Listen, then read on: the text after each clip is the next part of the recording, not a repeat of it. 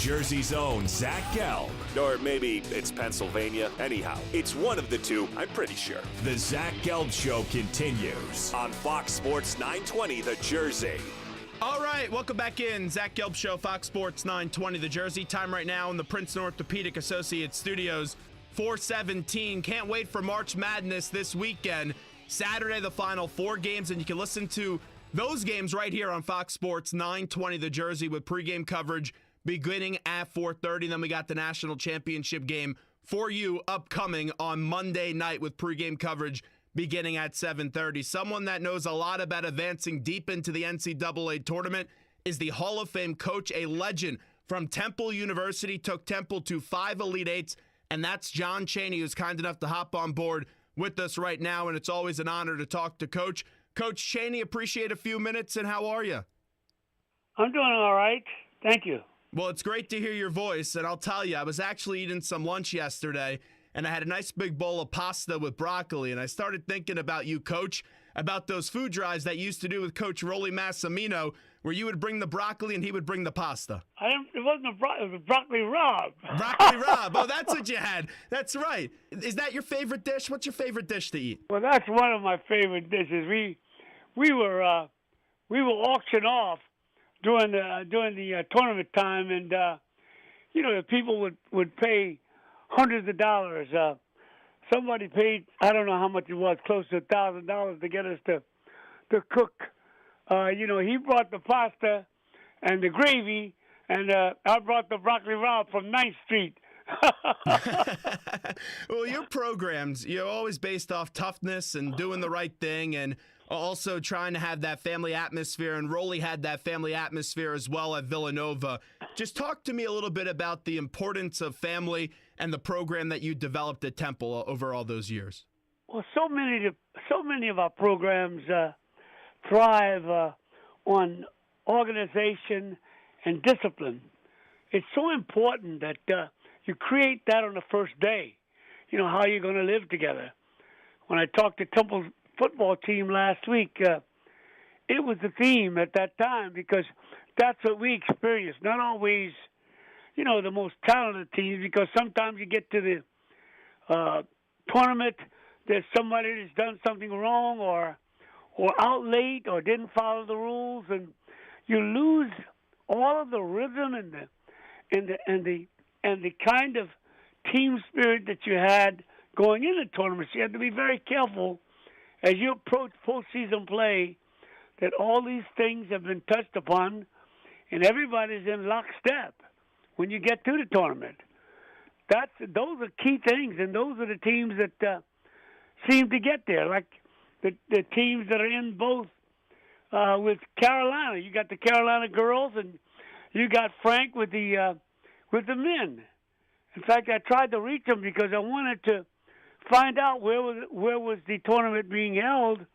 If it's going into a football stadium, you got problems in shooting because of depth perception. So you got to have great defense at that particular time. Stopping somebody from winning is just as important or more important than shooting, because you always run through a stretch where the shooting doesn't carry over the threshold.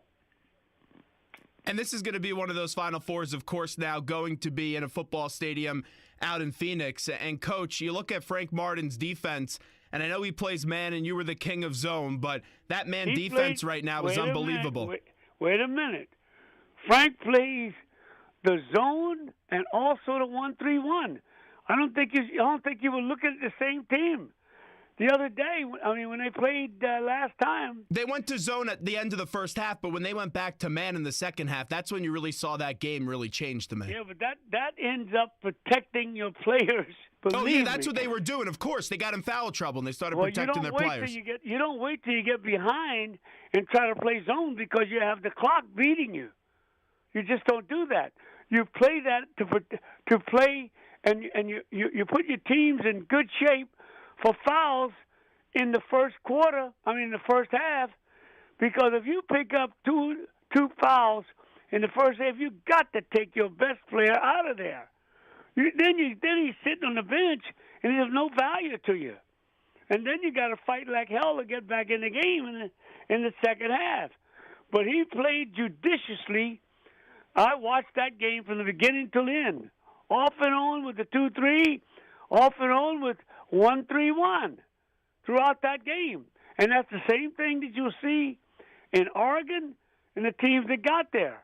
Guys are playing man for man, running them down the floor and trying to score, go through a tough time when your best player gets into foul trouble. I'm telling you, the teams that are in there right now, you'll play a mixture of both the offense and the end zones, man to man and zone. They'll have great command of both. Coach Sean Chaney with us right now on the Zach Gelb Show, Fox Sports 920 The Jersey. Coach, I always love the passion in your voice. I saw some of the videos that Temple put out when you were talking to the football team, and you could hear it today. You love this time of the year. When you look back at your time at Temple, what are some of those memories that come up about the NCAA tournament that you really look back on after all these years? Well, I look back at, the teams that we had. We had 2 or 3 great players at that time. And I can remember guys like Al McGuire talking about, with us sitting down talking about protecting and projecting, making sure you protect your best players at a time that you find that you're in the NCAAs, and then projecting as best you can your defense, which tends to protect them. You've got to protect and project. But on the way there, so much is talked about, and you must talk about discipline.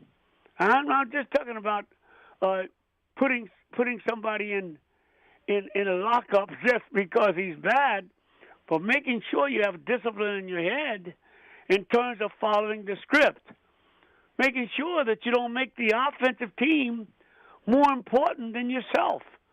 Try to pick out some of the things that are simple about the other team, and pick out some things that your team needs to have to go out on the floor to find a way to beat this team. Make it simple.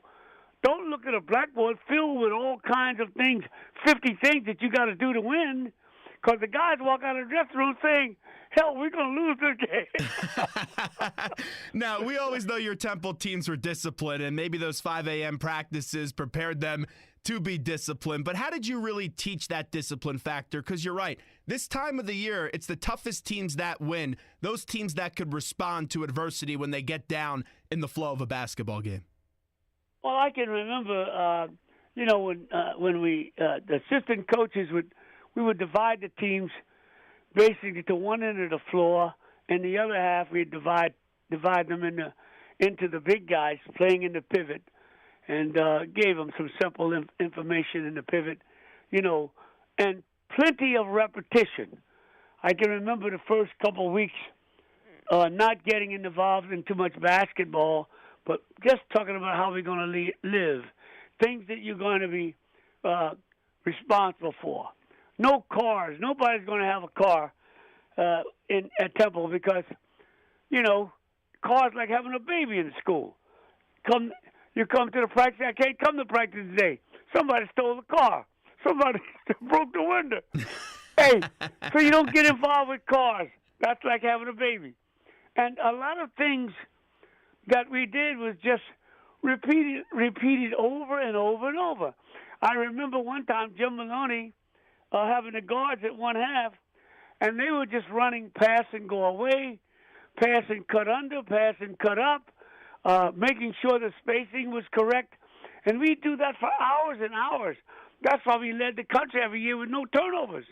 We weren't making passes across the court like I see teams doing it today, or losing those angles. So we taught geometry in those places. And I can remember Mark Megan saying, Jesus Christ, we got to do this again? But Coach, when you have those players, because I'm only 22 years old, I just recently graduated Temple, and I could tell you, I wouldn't want to be getting up at 5 a.m. to practice, and you had a different philosophy, but clearly it did work. How did you get the players to buy in? Because still today, I see all your players on Facebook. They love you like they've never seen players love a coach before.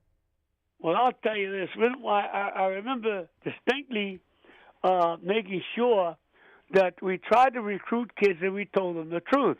I can remember when we were recruiting a player like Rick Brunson. I can remember out of the Boston area.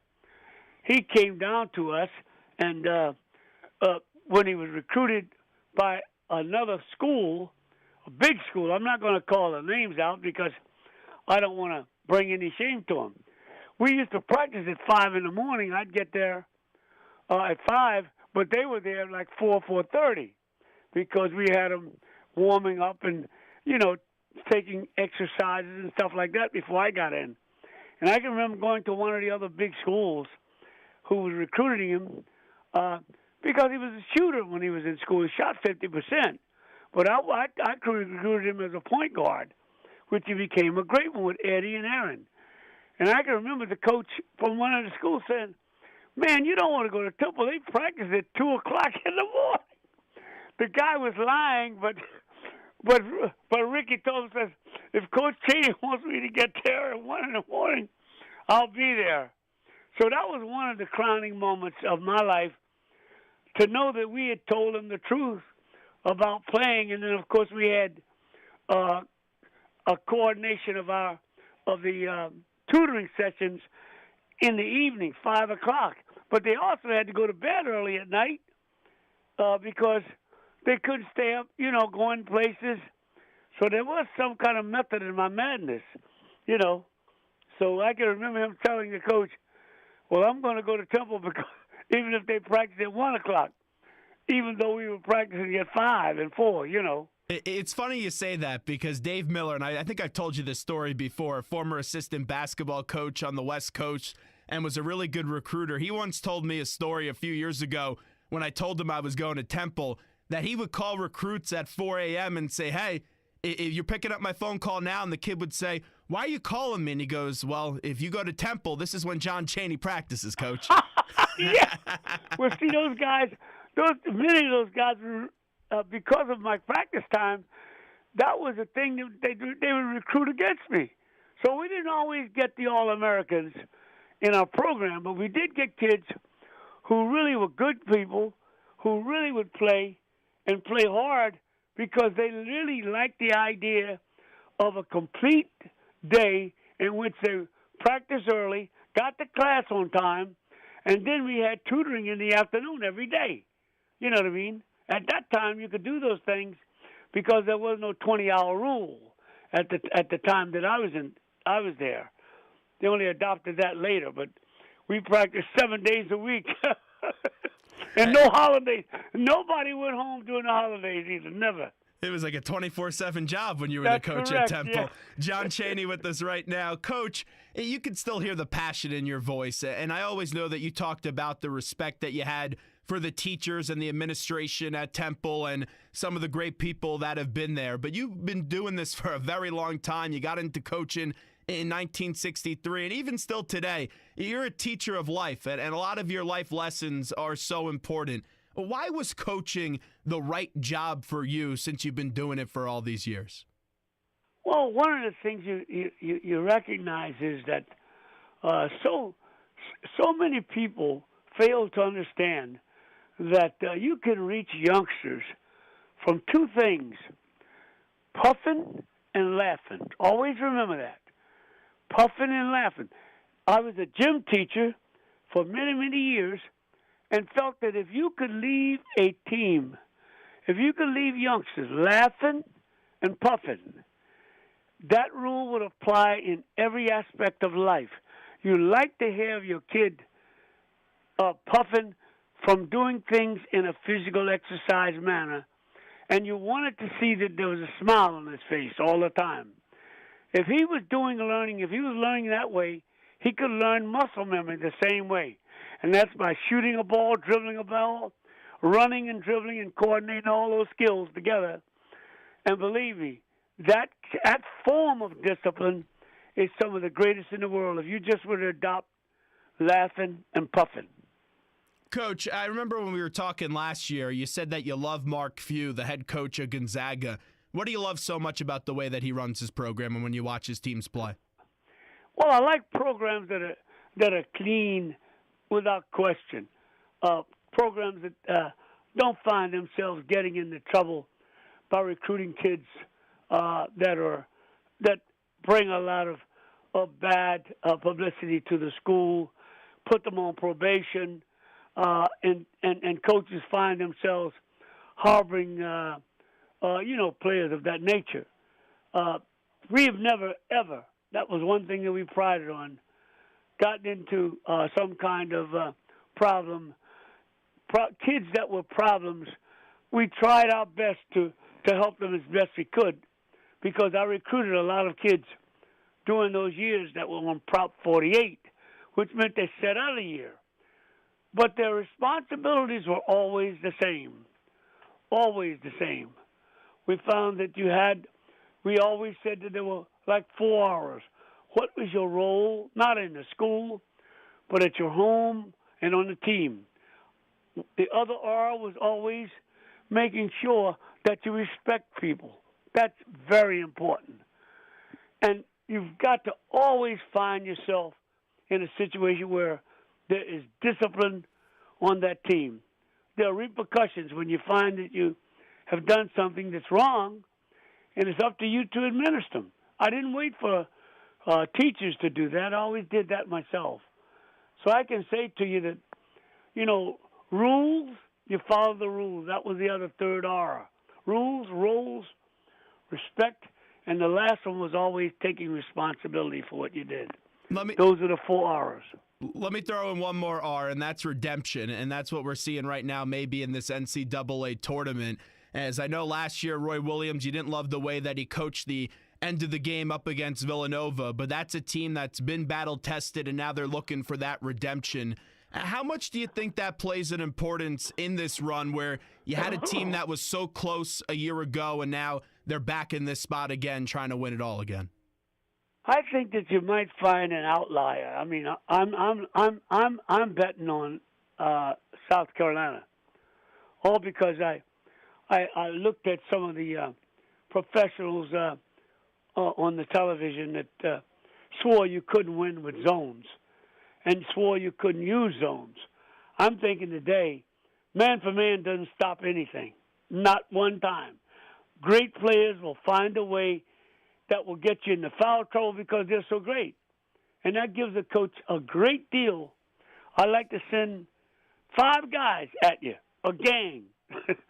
That's what I like. That's why I like the zones. I think that Frank's team is going to win that tournament. I really do. I think that we'll have an outlier if we find that, Oregon. I like Oregon, who lost their best player, and yet they were able to get to the Final Four. They'll find a way to be successful. I think that the other teams, such as Carolina, they have so much talent. I'm always rooting for underdogs, I guess, because that's what we were. Guys that have 5, 6 All-Americans on that team. I just can't root for them. I don't care how good or great you think the coach is. Teams that recruit heavily every year and have the best recruiters, I just don't have too much confidence in those teams. I hope that South Carolina is able to win it all, Coach, because that story of Frank Martin, he was a bouncer, then a high school coach, and then left Kansas State and then ended up being now at South Carolina. No one gave them a chance. It's some of the best stories when you have that chip on your shoulder. Yeah, well, they're celebrating even the women's team who's playing tonight. I know Don Staley, our Hall of Famer and of course. Olympic winner. I'm just hoping that they get through. They were in the final last year, and yet they're back again. I was praying for them the other night, but they were out there playing man for man, and the best player on the team had 4 fouls on her. I said, "Oh my God, you got to have her at the end of a game. You just can't have your best player 6 feet or whatever she is, or 6'2", 6'3", running out and playing on the perimeter against fast players." So I'm hoping that she comes through tonight, and I'm hoping that the team Mississippi comes through too, because Connecticut is out. They always have those unbelievable. They have the All-American players, and to root for a team that's got 5 or 10, 15 All-American players, that's not me. I'm rooting for the underdogs.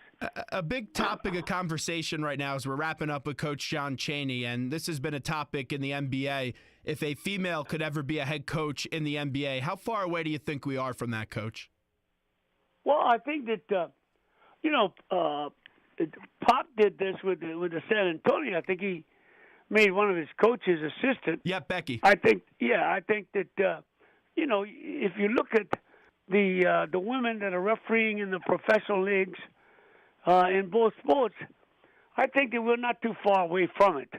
It's just that with the women, instead of recycling some of these guys in the men's ranks, it tends to hold a great deal of our innovative ideas and people behind.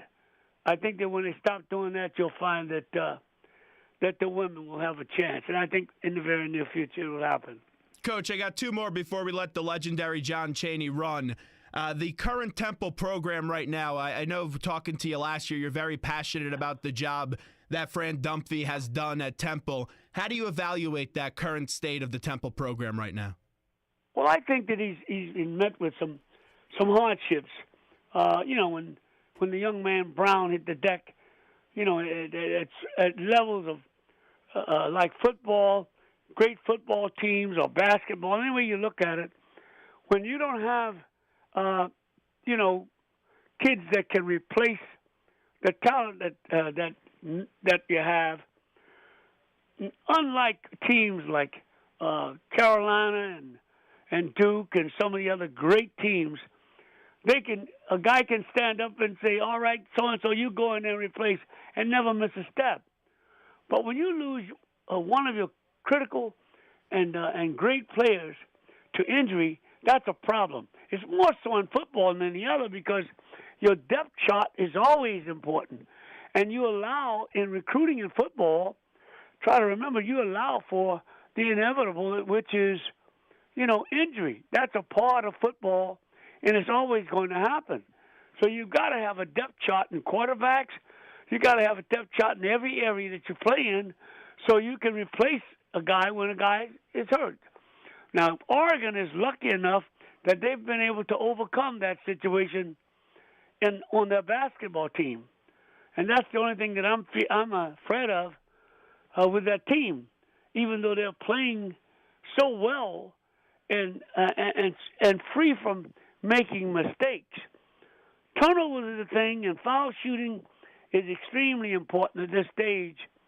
And I think that that's what you'll see when these teams come out starting tomorrow and tonight with South Carolina girls and whatnot. Look for the foul shooting and look for turnovers. You can't give people who have great talent extra bullets in the gun, extra shots in the basket. You can't do it. And we've seen in this tournament, so many missed free throws, and it's really alarming because it sets up so many situations for the other team to get back into the game. Is there a way that you could prepare your player for that type of pressure of trying to hit one of those free throws late in the game? Well, like I said before, that one of the things that you've got to start on day one is making sure that you don't have turnovers. And you've got to make sure that passing the ball and receiving, and making sure that you teach angles.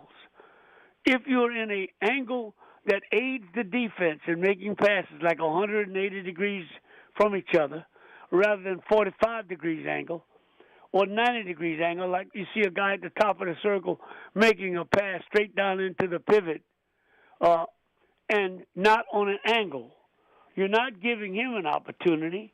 Or you see teams that dribble in and make a 2-foot pass to a guy who's in much trouble as your ass is in. That's when you make turnovers. And turning the ball over from the corner back to the center, that's an automatic turnover. Because the defense can instruct themselves to move in the angle of a bad pass. And when they pick them off, they're off to the races. And it's up to you to work on those things from the beginning of the year. You don't wait till the end of the year and start instructing or teaching. What you've taught from the first day in is that you are what you are from the first day in. And you can't get past it. You can find out what philosophy a team has about passing the ball and receiving from the beginning of a game to the end, because it's going to hurt you. If I look at my chart and see where a team had 80 possessions and I only got 50, there's something wrong with that. That's the most important chart of all. That means you got 30 more chances than I did. You could be a bad shooting team and have 80 more chances at the basket, and I only had 50. There's something wrong with that. Those are turnovers. I'm not kidding you. Coach, last one before we let you run is the legendary John Chaney joins us on the Zach Gelb Show, Fox Sports 920 The Jersey. I see LaVar Ball play at UCLA, and he's a heck of a player. But every time I hear his father open his mouth, I always wonder what it would be like if John Chaney was coaching that kid, when you have the father saying he could beat Michael Jordan one-on-one and then saying his kid is already better than Steph Curry. What do you think about LaVar Ball, Coach? I think his father right now should perhaps, wake up. I don't think he's I think he stayed in bed too long, really.